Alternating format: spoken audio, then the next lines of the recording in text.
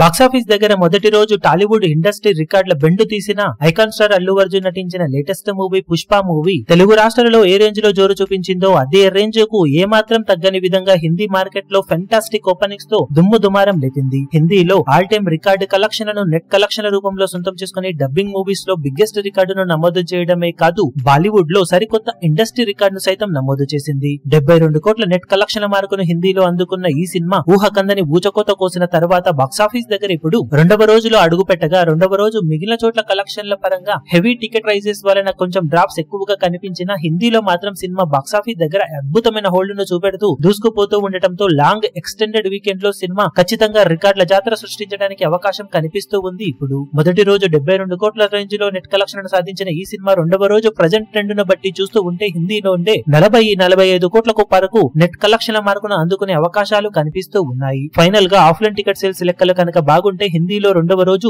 50 కోట్ల మార్కును cinema touch చేసే ఛాన్సెస్ ఉన్న నేపథ్యంలో కేవలం 2 రోజుల గ్యాప్ లోనే హిందీలో సినిమా బాక్సాఫీస్ దగ్గర 120 కోట్లకు పైగా నెట్ కలెక్షన్ల మార్కును అందుకోవడానికి సిద్ధమవుతూ ఉంది. అన్ని అనుకున్నట్టు జరిగితే ఈ లెక్క 125 కోట్ల మార్కును కూడా టచ్ చేసినా ఆశ్చర్యపోవాల్సిన అవసరం ఉండదు. ఓవరాల్ గా ఫెంటాస్టిక్ కలెక్షన్లతో హిందీలో జోరు చూపెడుతున్న ఈ సినిమా ఇప్పుడు 4 రోజుల వీకెండ్ లోనే హిందీలో అవలీలగా 250 కోట్లకు పైగా నెట్ కలెక్షన్ల మార్కును సాధించడం ఖాయంగా కనిపిస్తూ ఉంది. అన్ని అనుకున్నట్లు జరిగితే లాంగ్ వీకెండ్ లో 275 కోట్ల వరకు కూడా వెళ్లే ఛాన్సెస్ హిందీలో ఎంతైనా ఉన్నాయి. దాంతో మిగిలిన చోట్ల పరిస్థితులు ఎలా ఉన్నా హిందీలో మాత్రం సినిమా ఊహకందని కలెక్షన్ల రికార్డులను లాంగ్ రన్ లో సొంతం చేసుకోవడానికి ఛాన్సెస్ ఉన్నాయని చెప్పాలి. ఇప్పుడు ఈ వీడియో మీకు నచ్చినట్లయితే లైక్ చేయండి, షేర్ చేయండి, ఛానల్ ను సబ్స్క్రైబ్ చేయడం మాత్రం మరవకండి. ఏ చిన్న అప్డేట్ ను మిస్ అవ్వకూడదు అనుకుంటే బెల్ ఐకాన్ ను ప్రెస్ చేయండి.